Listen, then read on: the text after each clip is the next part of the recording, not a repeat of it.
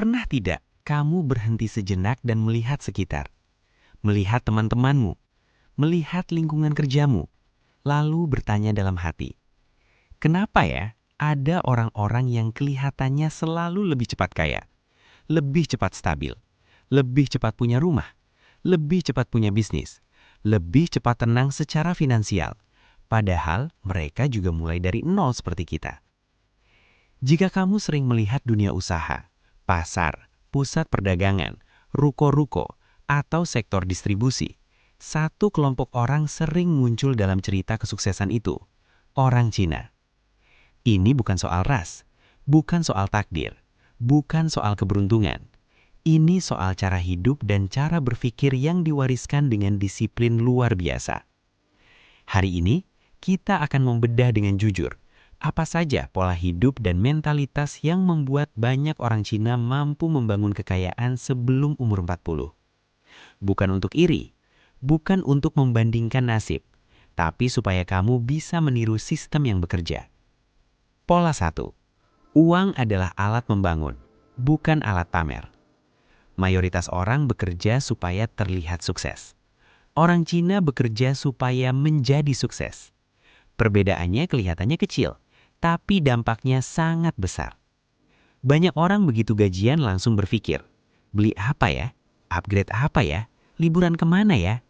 Sementara mereka berpikir, uang ini bisa jadi apa lagi? Modal apa yang bisa tumbuh? Aset apa yang bisa dibangun? Karena bagi mereka, uang bukan simbol status. Uang adalah alat kerja, alat untuk membeli waktu, alat untuk membeli peluang, alat untuk membangun mesin penghasil uang baru. Pola 2.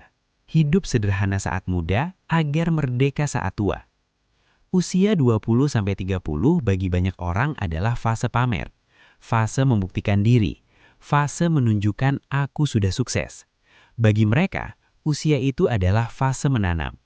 Mereka rela hidup sempit, kerja lebih lama, menunda kesenangan, menolak banyak ajakan nongkrong, menahan gengsi, hidup jauh di bawah kemampuan finansial mereka.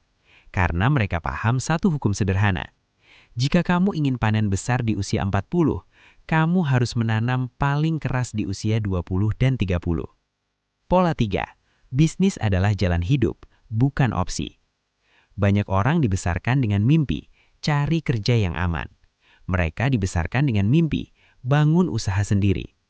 Sejak kecil mereka sudah melihat orang tua berdagang, membantu melayani pelanggan, menghitung keuntungan, belajar menghadapi komplain, belajar mengelola arus kas. Bisnis bukan teori, bisnis adalah budaya hidup. Pola 4. Aset selalu didahulukan dari konsumsi. Setiap kali uang masuk, mayoritas orang bertanya, bisa beli apa? Mereka bertanya, bisa jadi aset apa? Perbedaan satu kalimat ini menentukan masa depan puluhan tahun ke depan. Konsumsi menghabiskan uang, aset menciptakan uang baru. Pola 5. Mereka memilih sakit sekarang daripada miskin selamanya. Tidak ada hidup yang bebas dari rasa sakit. Yang ada hanya pilihan, sakit sekarang atau sakit nanti. Mereka memilih sakit di usia muda, agar tidak menderita di usia tua. Mereka bekerja saat yang lain bersantai. Mereka menahan diri saat yang lain pamer. Mereka menyimpan uang saat yang lain menghabiskan. Karena mereka tahu, kemiskinan di usia tua jauh lebih menyakitkan. Pola 6. Keluarga adalah mesin kekayaan. Dalam banyak keluarga Cina, uang keluarga bukan milik individu. Uang adalah mesin kolektif. Bisnis diwariskan sebagai sistem. Anak bukan hanya penerima warisan, tapi penerus perjuangan. Seluruh keluarga bergerak sebagai satu tim ekonomi. Pola 7. Kredit digunakan untuk membangun, bukan memuaskan. Mereka menggunakan utang untuk membeli properti produktif, memperbesar usaha, membeli mesin produksi, memperluas jaringan bisnis, bukan untuk membeli gaya hidup, membiayai kesenangan sesaat, memenuhi gengsi. Mereka tahu, utang konsumtif adalah rantai masa depan. Pola 8. Reputasi adalah aset termahal. Mereka menjaga nama baik lebih dari apapun, karena mereka tahu, sekali reputasi rusak, kepercayaan hilang, peluang mati. Kalau sampai di sini kamu merasa, selama ini hidupku salah arah, itu artinya kamu sedang berada di jalur yang benar sekarang. Klik subscribe sekarang, Karena channel ini bukan sekedar memberi motivasi, tapi membimbing kamu membangun mentalitas, sistem keuangan, dan disiplin hidup menuju kebebasan finansial. Pola 9. Disiplin keuangan adalah fondasi. Mereka mencatat setiap rupiah. Mereka mengontrol arus kas. Mereka tahu uang mereka pergi kemana dan kembali dari mana. Keuangan bukan perasaan, keuangan adalah sistem. Pola 10. Menunda kesenangan demi kebebasan seumur hidup. Mereka tidak terburu-buru terlihat sukses. Mereka membangun pondasi diam-diam, karena mereka tahu kekayaan instan sering hilang instan. Kekayaan yang dibangun pelan bertahan lama. Tidak ada satupun dari semua ini yang membutuhkan keberuntungan luar biasa. Semuanya membutuhkan disiplin, kesabaran, keberanian melawan arus sosial. Dan kabar baiknya, kamu bisa memulainya hari ini. Strategi praktis 1. Bangun mesin uang secepat mungkin. Orang Cina tidak menjadikan pekerjaan sebagai tujuan hidup. Pekerjaan hanya jembatan. Tujuan mereka adalah membangun mesin uang, sistem yang tetap menghasilkan walaupun mereka sedang tidur, sakit, atau tidak hadir.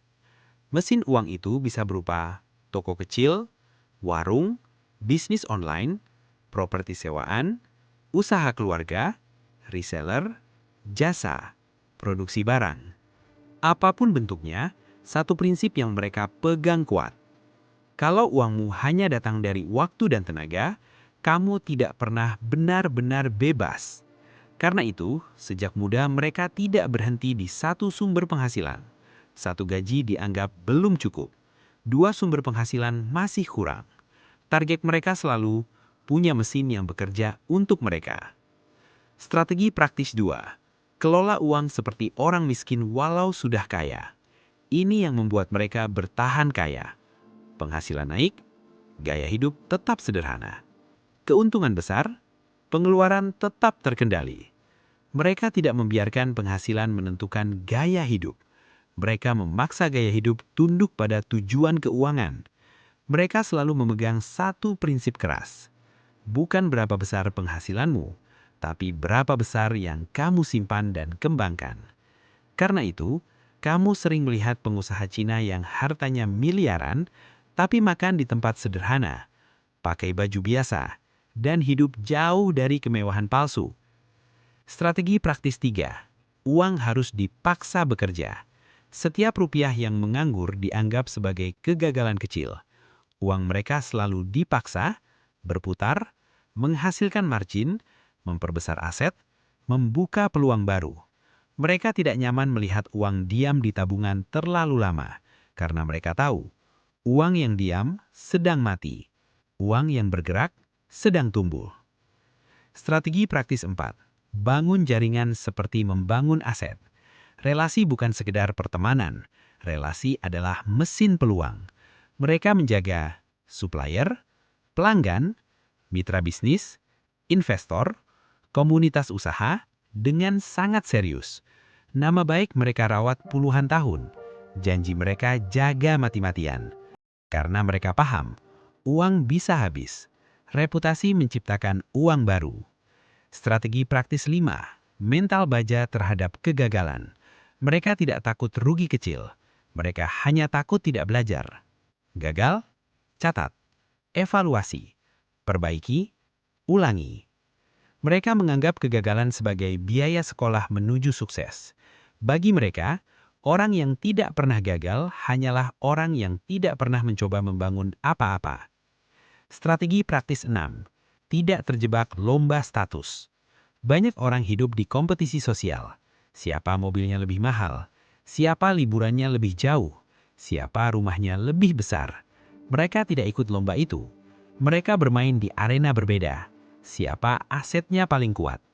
Karena mereka tahu, status sosial tidak pernah membayar pensiun. Strategi praktis 7.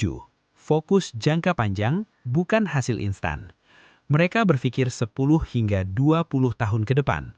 Saat orang lain mengejar hasil cepat, mereka membangun fondasi pelan tapi dalam. Mereka sadar, orang sabar mengumpulkan dunia. Orang tergesa-gesa sering kehilangan semuanya. Strategi praktis 8. Disiplin hidup yang konsisten. Tidak ada hari tanpa kerja. Tidak ada minggu tanpa evaluasi. Tidak ada bulan tanpa perencanaan. Disiplin mereka bukan motivasi sesaat. Disiplin adalah identitas hidup. Strategi praktis 9. Ajari anak tentang uang sejak dini. Anak-anak mereka tidak diajari cari kerja nyaman. Anak-anak mereka diajari jual beli, menabung, mengelola uang, menghitung untung rugi, bertanggung jawab atas aset. Karena mereka paham, kekayaan tidak diwariskan dalam bentuk uang, tapi dalam bentuk cara berpikir. Strategi praktis 10. Tenang, sabar, dan terus menumbuhkan aset. Mereka tidak panik, tidak reaktif, tidak berburu-buru. Mereka membangun seperti petani, menanam, merawat, menunggu, memanen. Karena mereka tahu, kekayaan sejati tidak datang dari keberuntungan, tapi dari kesabaran yang konsisten. Sekarang, pertanyaannya bukan lagi, kenapa mereka bisa kaya sebelum 40? Pertanyaannya, kapan kamu mulai membangun hidupmu dengan cara yang sama? Tidak peduli, kamu mulai dari nol, kamu gaji kecil, kamu pernah salah jalan, kamu pernah gagal. Yang penting, hari ini kamu berhenti hidup tanpa arah. Kalau video ini membuka pikiranmu, kalau kamu merasa ini adalah wake up call hidupmu, jangan simpan sendiri. Klik subscribe, bagikan ke orang yang kamu sayangi, dan tulis di komentar. Saya siap membangun hidup baru. Karena hidup yang tenang, mapan dan merdeka secara finansial tidak datang karena keberuntungan. Ia datang karena keputusan yang kamu ambil hari ini.